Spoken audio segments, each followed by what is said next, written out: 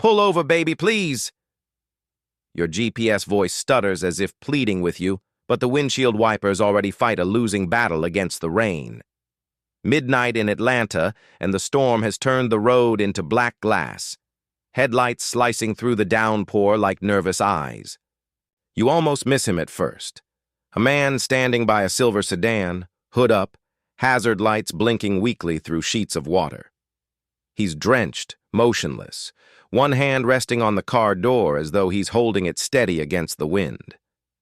You're off shift from the hospital, 12 hours of exhaustion stacked on years of widowhood, and every instinct says, keep driving. But something in his posture stops you. Not fear, not even distress, just defeat, the kind you recognize too well.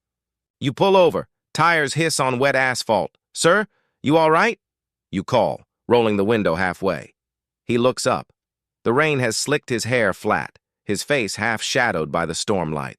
Battery died, he shouts back, voice rough. Phone too. Guess the night's got a sense of humor. That faint rasp of sarcasm makes you smile despite yourself. You grab your umbrella, one of those frayed black ones with a single bent rib, and step into the downpour. The cold bites instantly, running down your neck. Hop in, you tell him. You'll catch pneumonia standing out here. He hesitates, glancing at your nurse's badge still clipped to your scrubs. I don't want to impose. Sir, you say, nodding toward the hospital logo. Imposing is my job. The car smells like coffee and peppermint lozenges. He sits stiffly, dripping water onto the rubber mats. You hand him a towel from your emergency kit, one of the few luxuries you still keep stocked. Name's Evelyn, you offer, cranking up the heat. He chuckles low. Samuel. But folks call me Sam. You notice his hands trembling, not from cold alone. There's a tremor there, familiar to someone who's held dying hands before. Maybe grief, maybe withdrawal. You don't ask yet. Lightning flashes, white veins crawling across the sky. For a moment, his wedding ring glints, then disappears as he tucks his hands beneath his coat. The gesture is small, but it hooks your attention. Been out here long? He shrugs. Long enough to start thinking the rain was personal. The line carries more weight than he intends. You laugh softly, not at him, but with the absurdity of it all. The two of you strangers, mid-storm, sharing a car heater like refugees of fate. He studies you, eyes weary but curious. You always stop for folks in the dark? Used to, you answer. My husband did anyway. He said people show their truest selves in the rain. The silence that follows isn't empty.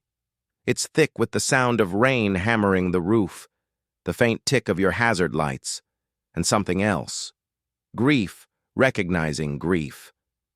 You reach into the back seat, pull out a thermos, and pour half a cup into the lid. It's just chamomile, but it's warm. He accepts it, hands shaking slightly. You save people for a living, huh? Try to. He stares into the steam. What happens when you can't? That question lands heavier than thunder. You think of Michael, your late husband, his heartbeat flatlining on a night not unlike this. You never answer, not with words. Instead, you lean back, watch the rain. A flash of lightning shows his eyes closed, lips moving slightly, as if whispering to someone not there. A name, maybe. You catch one word, forgive, and look away to give him privacy. Minutes pass. The storm calms, and in its lull, a strange calm settles over both of you. You pop open your glove compartment and pull out a protein bar. Your dinner, technically. You break it in half, hand him a piece. Don't argue, you say when he hesitates.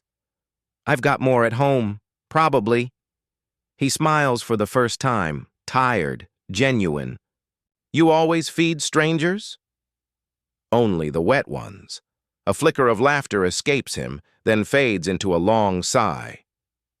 You don't even know me. You glance at his reflection in the rearview mirror. Sometimes that's the point.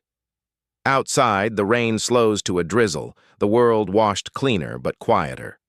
Streetlights cast gold halos on the wet pavement, and you realize you're oddly reluctant to start the car. He reaches for the door handle, pauses. "You sure you're safe, picking up men like me?" You smirk. "Trust me, if anything happens, I've got a syringe in my bag that can knock out a bull." That earns a real laugh. It feels like oxygen. When you finally drop him near a dimly lit motel, he steps out, coat collar high. "Thank you, Evelyn," he says, lingering by the open door. "Most people drive faster when they see someone like me in the rain." "Then maybe they need better wipers," you reply. He hesitates, looks as if he wants to say something else, but only nods. "You ever get tired of saving people?" You grip the steering wheel. "Only when they forget to live afterward." He studies you for a second, eyes softening, then shuts the door. Through the windshield, you watch him walk away. Just another silhouette swallowed by mist. When you finally drive off, your headlights catch a reflection in the puddles. A glint of silver. Something small he dropped. You step out, crouch down. It's a keychain, etched with 2 letters, S and A. You pocket it, planning to return it somehow, but deep down you sense you won't see him again. Not yet. Outside, the thunder rolls one last time, like an unfinished promise. Morning sunlight feels cruel after nights like that. It floods your tiny kitchen with a glare too honest, bouncing off the cracked tiles and the unpaid bills stacked like an army on the counter. The smell of stale coffee doesn't help. You stir it anyway, black, bitter, familiar, and stare at the envelope marked Final Notice. Your house still smells faintly of Michael's cologne, though it's been 2 years since he passed. Sometimes it's strongest in the hallway, the one place you can't walk through without glancing at his old boots by the door. You can't move them. You've tried. Outside, the world is dry again, pretending the storm never happened. But you still feel soaked from the inside out. You find the stranger's keychain on the counter where you left it last night. S and A. The engraving gleams softly in the morning light, as if the letters are trying to tell you something. Samuel and... who? You check the time. 2 hours until your next home care visit. Mrs. Delgado, your regular patient, hates tardiness almost as much as she hates her medication. You grab your nursing bag and head out, locking the door carefully. The mailbox rattles. Empty again. No miracle checks today. The drive is quiet until the radio cuts in mid-song. Heavy flooding caused multiple accidents along Route 49 last night.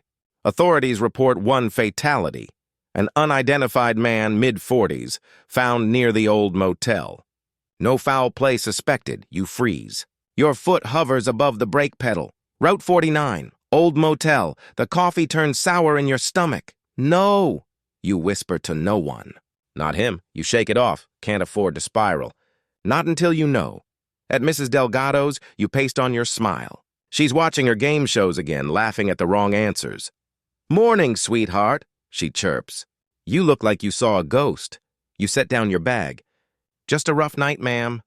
"Mm-hmm." She peers over her glasses. "You dreaming of your husband again?" "Maybe." You measure her blood pressure, the cuff whispering against her thin skin. She rambles about her daughter moving to Arizona, about how young people forget who raised them. But your mind drifts back to the storm, to Samuel's half-smile, to that question. What happens when you can't save someone? When you finish, she pats your hand. "You're tired, baby. Don't let the world eat your heart," you smile. Trying not to. That night you drive back along Route 49. Curiosity, guilt, something heavier than logic pushes you there. The motel sign flickers weakly. The parking lot is empty except for a police cruiser idling near the curb. A young officer steps out when you slow down. "Evening, ma'am." "Area's closed." You nod toward the taped-off stall. "Was someone hurt here?" He studies you for a second, cautious. "Car accident. Man tried to walk for help, got hit by a delivery truck. Happened sometime after midnight." You grip the steering wheel tighter. "Do you know his name?" "Still waiting on ID," he says. "Why, you know him?" You shake your head too quickly. "No, just drove past here last night." He nods, satisfied. You drive off before your voice can betray you. Back home, you sit in the driveway with the engine off, the silence too loud. You clutch the keychain in your fist until the edges bite your palm. People still argue whether guilt and grief are twins or enemies, but you feel both clawing at your chest. 3 days later, you stop at the same gas station for coffee before your night shift. The cashier, an older man with kind eyes, points to the keychain as you pull out your wallet. "Nice piece," he says. "You get that from the donation box last year?" You frown. "Donation box?" He nods toward a photo taped beside the register, a charity poster.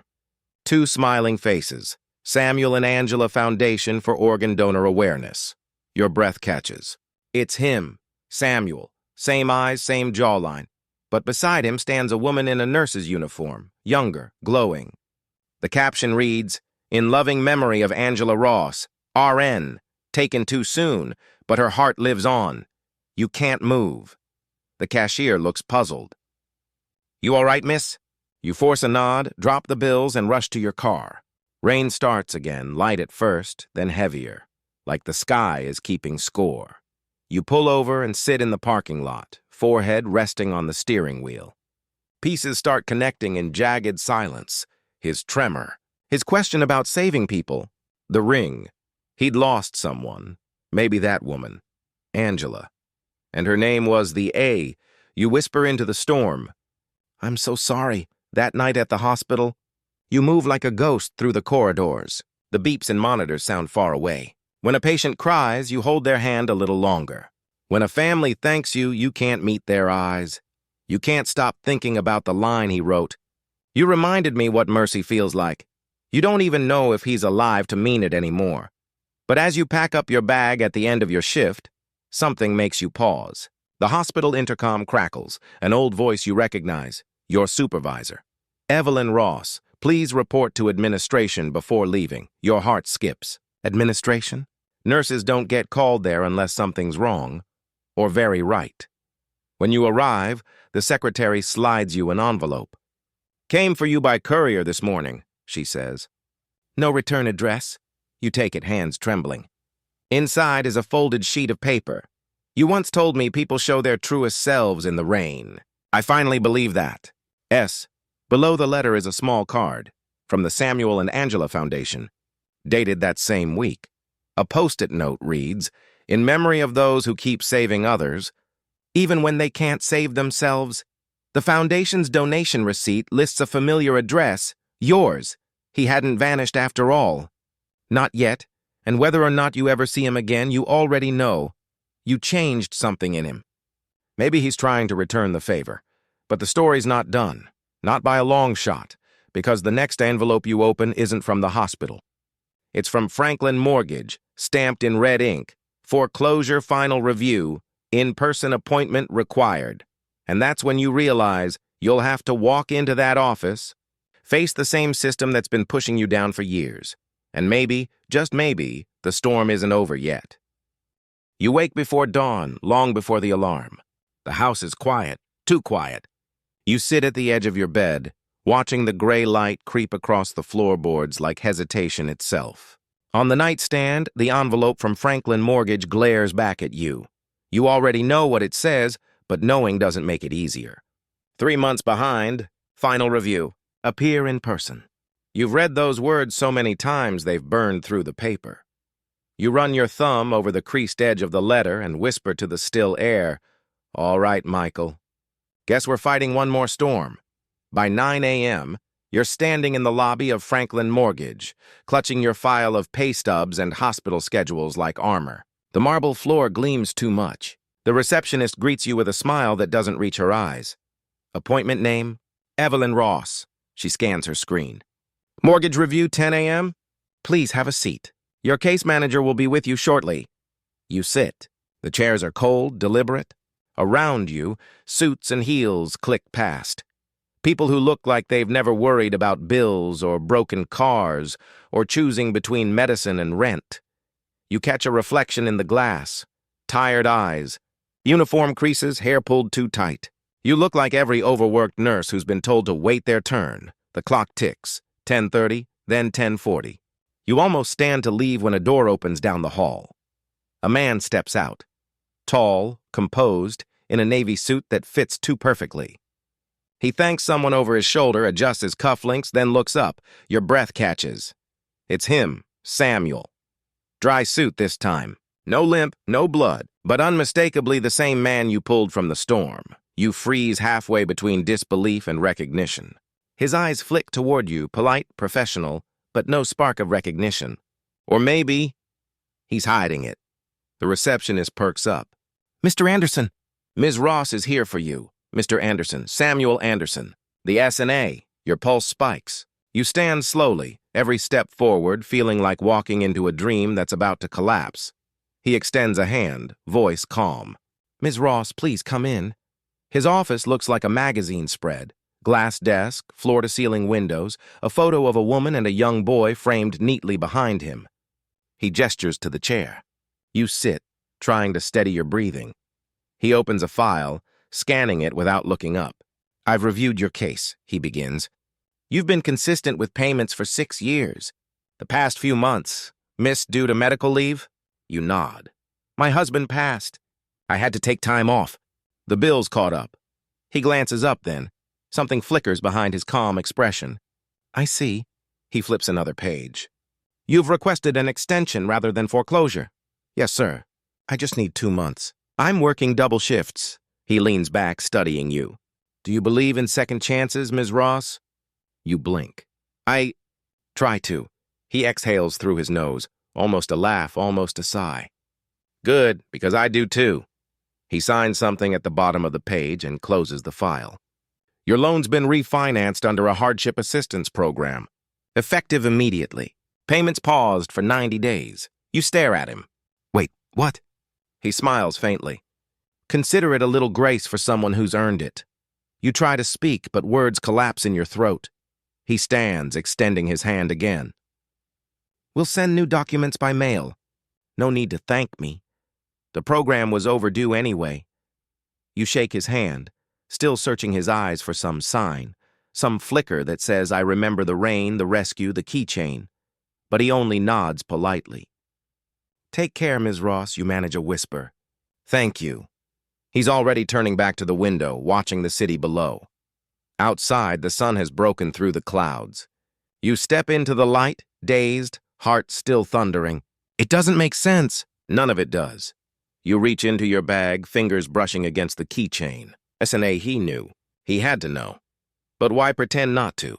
You glance back toward the glass tower, the man silhouetted against the window. And for a moment, you see it. The same face you saw in the storm, lit by lightning, caught between gratitude and sorrow. You whisper to yourself, you remembered, but what you don't see, inside that office, is Samuel turning over the same silver keychain in his palm. The twin to yours, and the look on his face isn't relief. It's guilt, because the woman in the photo on his desk, the one smiling in the nurse's uniform, isn't his wife, it's his sister, and you look just like her. The next morning at the hospital, the fluorescent lights hum like restless thoughts. You move through the hallway, clipboard in hand, but your mind isn't here. It's back in that office. In the way Samuel Anderson said second chances, like it meant something heavier than paperwork. You replay every second. The tone of his voice, the flicker in his eyes when you said your husband's name. He never asked for details, but something about him. It wasn't business. It was personal. And the strangest part? You felt it too. By noon, you finished 3 patient rounds, but your focus is shot. While checking vitals, a soft-spoken orderly named Darius glances at you. You good, Miss Ross? You look like you just saw a ghost. You almost laugh. Maybe I did, he smiles faintly. If it was a good ghost, keep it close. The bad ones don't need help haunting you. You appreciate that. His kind of wisdom, simple and human. Darius always says things like that between heart monitors and IV beeps, as if philosophy hides in the break room. But even his words can't quiet your mind, because something isn't adding up. That evening, after your shift, you drive back through the same intersection where you found Samuel in the rain. The puddle stains are still there, faint tire marks curving toward the median. You park at the curb and step out, the cold air biting at your skin. You kneel by the grass where he collapsed that night. There's nothing left, no wreck, No sign of what happened, but memory fills the silence. The car that sped off, its headlights vanishing into the storm. The way Samuel had whispered, "Don't call the police." The bruise on his temple that looked too deliberate. At the time, you thought it was shock talking, but now it feels like a thread waiting to be pulled. You whisper to the wind, "Who were you running from, Samuel?" 2 days later, at your mailbox, you find an envelope. Franklin Mortgage again. You half expect it to be another notice, but when you open it, a small note slips out along with your new contract. Some debts can't be repaid with money. Thank you, S.A. No signature, but you know. The neat handwriting, the measured phrasing. He remembers. You press the note to your chest. Warmth spreads through the chill that's clung to you for months, but your moment of peace doesn't last. Because tucked beneath the letter is something else, a single photograph. You stare at it. Your stomach tightens. It's a picture of you at the hospital, taken from behind through a glass window. You, checking vitals in room 312. On the back, do you still keep her keychain? No signature, no explanation, and the handwriting, this time, isn't Samuel's. You grip the photo, pulse racing. Your first instinct is fear, but then curiosity takes over. There's a mystery here, and somehow you're tangled in it. You grab your phone, open the search bar, and type Samuel Anderson. Franklin Mortgage CEO. Headlines appear. Local financier steps into father's legacy. S&A Investments founded in honor of late Dr. Sarah Anderson. You scroll faster. Dr. Sarah Anderson, his sister, a trauma surgeon. Died in a car accident 3 years ago on a rainy night. The article lists the date, the same week your husband passed. You sit back, eyes wide. That photograph on his desk, the woman in the nurse's uniform. It wasn't coincidence. It was a memorial, you whisper. She was a doctor. Like me. No, not like you. She was you in a way, the person he wished he'd saved. And now, somehow you've walked into his life carrying her face, her profession, her mercy in a rainstorm. The next day, you decide to confront him. You walk into Franklin Mortgage again, clutching the photo. The receptionist blinks, surprised to see you. Do you have an appointment? No, but he'll want to see me. Moments later, you're standing in his office doorway again. Samuel looks up from his computer. That same calm smile, though his eyes give him away this time. Ms. Ross, I wasn't expecting... You dropped the photo on his desk. Who took this? His gaze lowers. Silence fills the room. Where did you get that? It came with your note. He goes pale. Slowly he stands, walking to the window, hands behind his back. Then they found you. You freeze. Who did? He exhales, the weight of years in that sound. There are things I didn't tell you. That night in the rain, I wasn't just in an accident. He turns. I was running from someone. You step closer. Who? He meets your eyes. My father's partners. They wanted me to cover up what really caused my sister's crash. The words hang heavy. She wasn't alone in that car. He continues quietly. She died saving someone. Someone they wanted forgotten. Your voice barely comes out. Who? He looks at you. Sorrow etched into every line of his face. Your husband. The room tilts. You grab the desk to stay upright. What did you say? He steps forward, voice trembling. She pulled him from the wreckage. She tried to keep him alive until help came. My sister died that night because she wouldn't leave him. You shake your head, tears already forming. No one ever told me. They couldn't, he interrupts softly. It was buried. The company car he was driving, ours, was part of a case they sealed. I found out months later. And when I saw you that night in that storm, I knew who you were. I just didn't know how to tell you. The silence that follows could break glass. You whisper. So all this time. You've known? He nods once. Yes, and I owe you more than I can ever say. But before you can speak again, there's a sharp knock at the door. A man in a dark suit steps in, holding an envelope. Mr. Anderson, he says flatly, we need to talk. It's about the investigation. You glance between them, the tension electric. Samuel's expression shifts from sorrow to resolve. Give us a minute, he says. The man nods, steps out, and closes the door. Samuel exhales slowly. It's starting again. And before you can ask what he means, he picks up the photo, the one of you in the hospital, and slides it into his jacket pocket. Stay away from this, Evelyn, he warns quietly. Please, for both our sakes. Then he's gone, and you're left staring at the empty office, one window still open, papers rustling in the breeze, knowing the storm that started 3 years ago is far from over. You don't sleep that night. You lie on the couch, the city's low hum pulsing through the windows.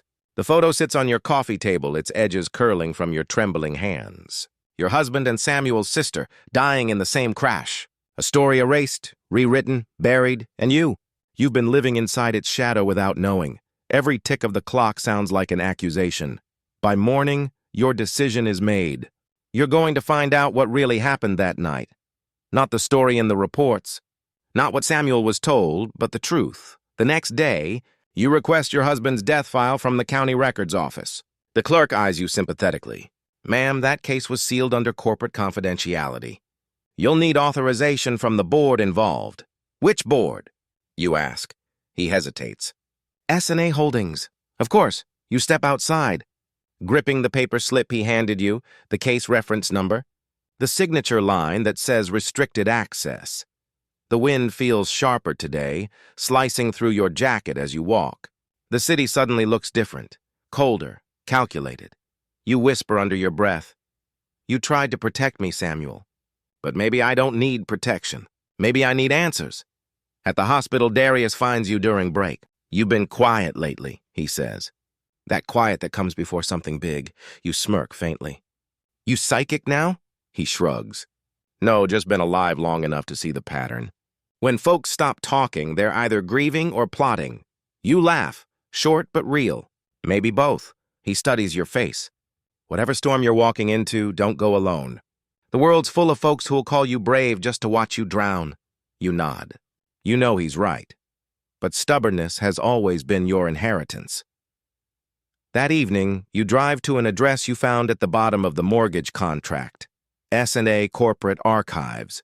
A warehouse-like building on the edge of the industrial district. Inside, it smells like dust and secrets. You slip through the front door, heart pounding, and walk straight to the receptionist's desk. "Hi," you begin, calm but firm. "I'm here to retrieve records from the Anderson Logistics file, dated 3 years ago." She frowns. "Authorization?" You slide your hospital badge across the counter. Her brow furrows. "This isn't—" "I was the nurse on call that night," you cut in, voice steady. "If the truth in those files could have saved a life, I think I'm authorized enough." Something in your tone lands. She hesitates, then quietly points toward the back room. "Box 7C, 10 minutes." You smile, small, grateful. "You didn't see me." "Didn't even blink," she replies. The storage room is dimly lit, aisles of cardboard boxes stacked like tombstones. You find 7C on the middle shelf, faded label, water damage on the side. Inside, police reports, medical records, a black USB drive, and a handwritten note. The note reads, "For SA only, do not release." Contains original footage from the crash site. You plug the USB into your phone using a spare adapter. The screen flickers, static, then an image, the inside of a police cruiser. Rain on glass. 2 figures pulled from wreckage, 1 man, 1 woman. Both alive. Your heart races as the timestamp matches your husband's time of death. The camera pans. The man, your husband, is whispering something. The audio distorts, but you catch fragments. So, "Not accident. Brakes." They knew. Then Sarah Anderson's voice, faint but urgent. "Record this. Don't let them hide it again." The feed cuts out. You stare at the frozen frame until your phone locks itself. Not accident. They knew. The words echo until your chest aches. When you step outside, headlights flash across your face. You squint, a black SUV idling by the curb. The driver's window rolls down. Samuel. He looks exhausted, tie loosened, eyes ringed with guilt and something else. Fear. "Get in," he says quietly. You hesitate, but climb in. He drives in silence for a minute before speaking. "You went to the archives. You meet his gaze. You already knew what I'd find. I was hoping you wouldn't have to. You pull the USB from your pocket and hold it up. You told me to stay away. You didn't tell me it was murder, he winces. I didn't know for sure. Until now. You study him. The weight on his shoulders, the quiet despair. Then help me expose it. He doesn't answer right away. His jaw tightens. Finally, he says, if we do this, you'll lose everything. Your house, your job. They'll come for you like they did for me. You lean forward, eyes fierce. They already took everything that mattered. Now I just want the truth. He exhales, long, defeated, resolute. Then we do it together. He parks on a quiet overlook outside the city. The skyline glows, distant, unreachable. I used to think power meant protection, he says softly, that if I climbed high enough, no one could hurt me again. But the higher I got, the more I realized I was just guarding the cage from inside. You turn to him. So what now? He looks at you, something breaking open in his eyes. Now we burn the cage. He pulls out a second USB, identical to yours. The board has the original files. If we leak both, the press can't bury it. You nod, pulse steadying into determination. For the first time since your husband's death, you feel alive again, not just surviving, but fighting. But as you both sit there in the quiet, a shadow moves across the car's rear window. A man's reflection, brief, unmistakable. Standing too close, you whip around, nothing but trees. Samuel's hand tightens on the steering wheel. They're already watching. You whisper, then we move fast. He glances at you, and this time there's no business formality left. Only trust and a shared understanding. The rain 3 years ago never really stopped. It just learned how to hide. The next morning dawns under a bruised sky. Rain gathers again, as if the weather itself remembers what you're about to uncover. You stand by your kitchen window, coffee cooling in your hands, staring at the clouded reflection of yourself, someone you barely recognize anymore. You used to heal people. Now you're planning to expose billionaires. A knock breaks your thoughts. It's Samuel. No suit today. Dark hoodie, cap low, expression tight with urgency. They know the file's missing, he says before you can even speak. We don't have time. You glance past him, a black sedan idling down the street, windows tinted. Your security? He shakes his head. Theirs. That one word chills you more than the storm outside. Inside, he spreads out papers across your dining table, copies of internal memos, bank transfers, legal letters, each stamped with the same insignia, AD Consulting, a shell company under his father's old network. He points to one line. This was the insurance payout for the crash, filed before the accident even happened. You blink. You're saying they knew it would happen? I'm saying, he replies grimly, they made sure it would. The coffee in your hand trembles. Your husband and his sister, both victims of a setup meant to erase liability, and the one man with the power to expose it, standing right in your kitchen, just as trapped as you are. For a moment, silence fills the room, the kind that feels too full, too heavy. Then you speak softly but with resolve. Then let's not hide anymore. Let's take it to the press, he nods, but there's something in his eyes. Worry. They'll discredit you first. You're a nurse from East Haven. I'm the son of the man who ran their empire. We're both tainted. Then we need a third voice, you say. Someone clean. Someone who can't be bought. You think for a moment, then remember Darius. He's not just an orderly. He used to work in medical forensics. You remember how he mentioned seeing patterns in cases before. Maybe he can verify the footage's authenticity. Samuel hesitates but agrees, if he's willing to risk it. You give a faint smile. He's the type who already would. That afternoon, you find Darius in the staff lounge, eating soup from a plastic container. You're serious? He asks when you explain. Corporate homicide? Hidden footage? You nod. We have proof. We just need to make it undeniable. He leans back, whistling low. You know what happens when regular people go against billion-dollar families? Yeah, you reply. History remembers them. He studies you for a moment, then sighs. All right, bring me the drive. Back at your apartment, the three of you sit in a triangle around your laptop. Samuel on edge, Darius methodical, you silent. Darius connects the USB and loads the footage. He freezes on the frame where Sarah leans over your husband, the rain streaking down the glass. Timestamp matches the police record, he says. But this file's been edited.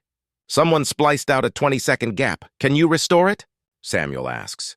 Darius nods, fingers flying over the keyboard.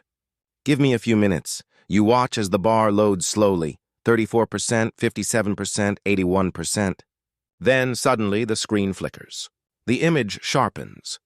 You see a man, tall, in a reflective vest, standing near the wreckage. Not a paramedic, not police. And when he turns his head, the camera catches his face. You freeze. You've seen that man before, standing beside Samuel's father in one of the company's charity event photos. Darius whispers, "That's Arthur Delane, the board's head of compliance." Samuel's voice drops. "He was there that night? Why?" Darius pauses the frame and zooms in. To make sure she didn't survive. The room feels smaller suddenly, the kind of stillness before lightning hits. You whisper, "We have to release this now." Samuel nods slowly. "Tonight. I know a reporter who owes me a favor." He reaches for the USB, but Darius stops him. "Not so fast. Whoever's tracking you will know the moment this file leaves your network. We'll upload through an encrypted portal." He opens a new program. You watch as code fills the screen, symbols moving faster than thought. Samuel's phone buzzes. A message flashes briefly, unknown number. Too late to undo what's been done. "Walk away." He turns it off immediately, jaw tightening. "You sure you want to go through with this?" Darius asks quietly. Samuel glances at you. You nod. "They already took our past.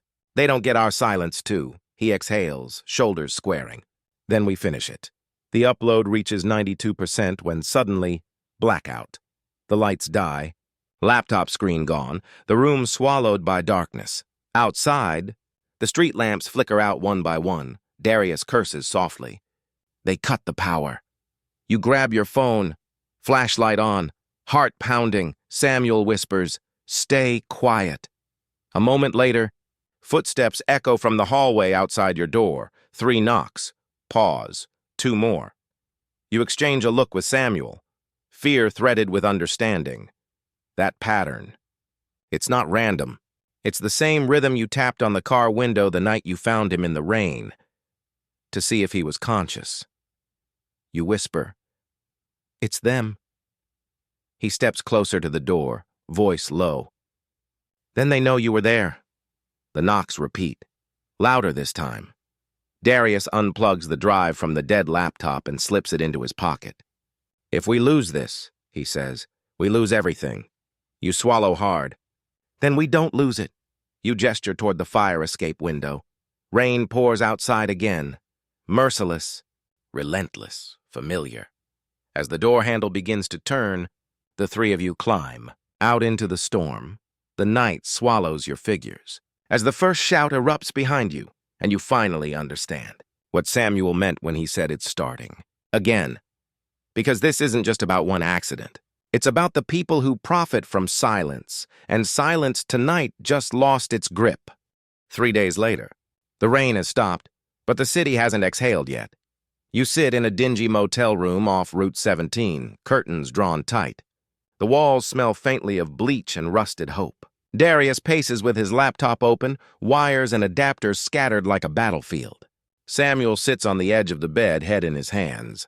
The drive survived the escape, but the laptop didn't. The file is intact but trapped inside a corrupted sector. Darius says he can recover it, but it'll take time. Time you don't have. Every channel you flip to runs the same story. Delane Industries chairman announces sudden resignation amid investigation. They're cleaning house, fast. Someone leaked something, Darius mutters, typing furiously. But not the full video. Samuel looks up. That means someone else had a copy. You think back to the man from the crash site, Arthur Delane. What if he wasn't there to make sure she died? You whisper. What if he was there to clean up evidence? Samuel frowns. You mean someone inside the company filmed him doing it? That's why the footage existed in the first place. Darius says. An inside leak. You lean forward. Then if we find that person, we can finish this. Darius restores another 10% of the video. The corrupted section begins to flicker. Brief frames of headlights. Movement. A voice distorted by static. Then a phrase cuts through the noise. Faint but clear. Tell them this wasn't an accident. The voice is female, familiar. You freeze. It's Sarah's voice, your husband's sister. Samuel's eyes widen. She was alive. After the crash, Darius whispers. And she left a message. The room goes quiet except for the faint hum of his laptop fan. She knew, you say softly. She knew they were coming for her. Hours pass. The recovery completes, 100%. Darius exhales in relief and hits play. The restored section shows Sarah crawling from the wreck, coughing, trying to reach her phone. Then headlights appear. Another car pulling up. Arthur Delane steps out, checks her pulse, and pulls out a small vial. You can't breathe as you watch him inject it into her IV line. Seconds later, her body goes still. The video ends. None of you speak for a long time. Then Samuel breaks the silence, voice raw. They killed her. To protect a report she was about to leak. She mentioned it to me years ago, something about rigged hospital equipment contracts. Darius looks at you both. If this goes public, it's not just Delane. The entire board will burn. You nod slowly. Then light the match. They move quickly. Darius uploads the file to a secure journalist network. Samuel drafts a statement, short and sharp. This footage proves corporate homicide. We won't be silent. He doesn't sign his name, just initials, SD. You hesitate before adding your own. CM together, you hit send. Within hours, the story explodes. Whistleblower video leaks. Evidence of cover-up in 2019. Crash. Hospital contracts linked to fatal. Corporate scandal. Former CEO's son among anonymous leakers. Every news anchor in America repeats the same grainy frame. Sarah's last words. And suddenly, the storm you thought would drown you starts washing everything clean. But justice doesn't arrive quietly. Your phone buzzes that night with an unknown message. You should have stayed in the rain. Before you can react, headlights flare outside the motel. Samuel grabs your wrist. Go! Darius unplugs the laptop, shoving the drive into your coat pocket. If they find me, at least the story's out. But you're the face they'll believe. You hesitate. No, he pushes you toward the back exit. Go, Clara! You and Samuel sprint through the alley, the sound of tires and shouting fading behind you. You don't look back. You can't. For the first time in weeks, you're not running from the truth. You're running with it. When you reach the empty train station, dawn is breaking. A pale light cuts across the tracks like forgiveness. You turn to Samuel. What happens now? He looks at you, exhausted but alive. We start over, he says quietly. For them, you nod. Gripping the flash drive like a heartbeat in your palm. Somewhere behind you, sirens wail. But ahead, the sun is rising. Narrative hook for Section 8, finale.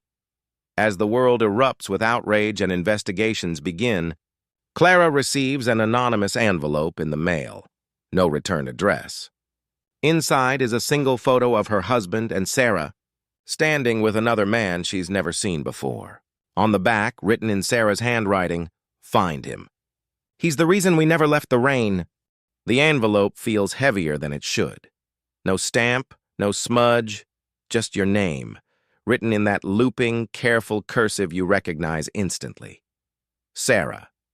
You sit at the kitchen table, sunlight creeping through the blinds like hesitant forgiveness. Across from you, Samuel leans forward as you turn over the photograph. Your husband, Sarah, and a third man, middle-aged, sharp suit, smiling too wide for the moment. On the back, Sarah's handwriting again. Find him. He's the reason we never left the rain. Samuel whispers. Who is he? You flip the photo back over, stare closer. The logo on the wall behind them, a golden emblem half-cropped, catches your eye. AD Consulting, Arthur Delane's company, but you already exposed Delane. So who is this man standing with them? You scan the photo for more clues. And there it is, a small badge clipped to his jacket pocket. Dr. J. Harlan. Samuel stiffens. Wait, Harlan? You frown. You know him? He nods slowly. He's not from Delane's board. He was my father's personal doctor.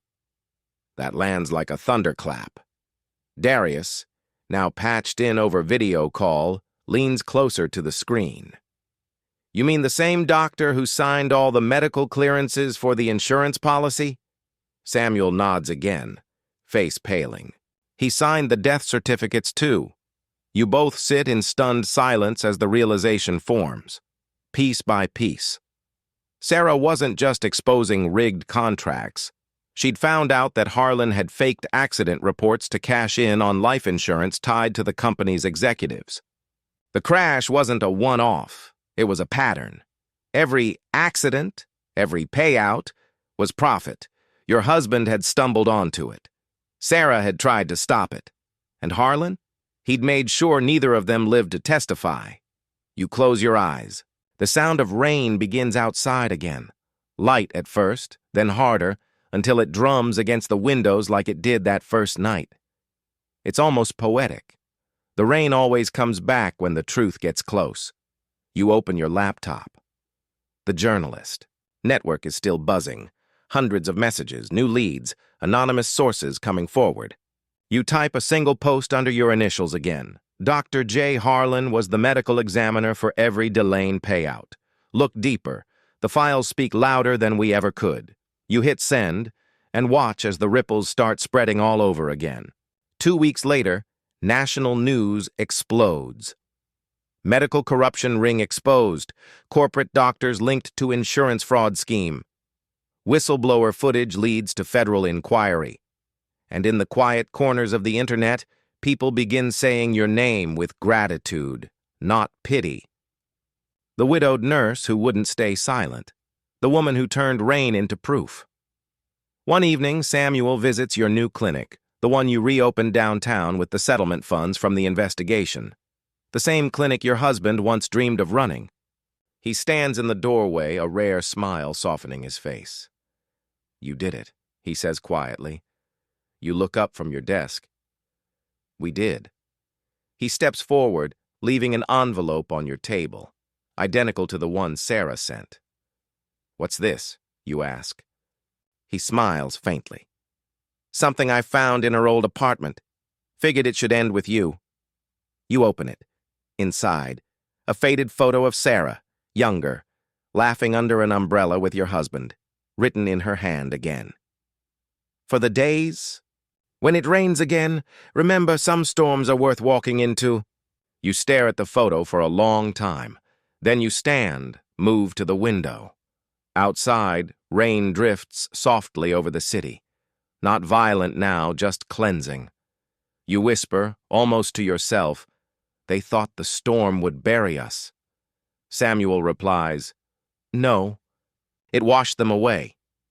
The two of you stand in silence, watching droplets slide down the glass, tiny trails of light against the dark. They say every storm ends. But the truth? Some storms leave you standing taller. And sometimes, the people the world tries hardest to silence are the ones whose echoes never fade. If this story reminded you that kindness can echo louder than money, and that truth doesn't need permission to be heard, hit that subscribe button and turn on notifications, because every view helps real stories like this reach the light. Have you ever helped someone without expecting anything back, and later realized it changed your life in ways you never saw coming? Share your story in the comments below. Your moment of compassion might inspire our next tale of courage, justice, and redemption. And here's a little challenge for the sharp-eyed viewers. Around minute 7:03, when the nurse looks through the photo Sarah sent, there's a tiny clue, something almost everyone misses the first time, that reveals she already knows who's behind her husband's death. Watch again and see if you can spot it, because in this world, every act of kindness leaves a trace, and every storm hides a secret waiting to be uncovered.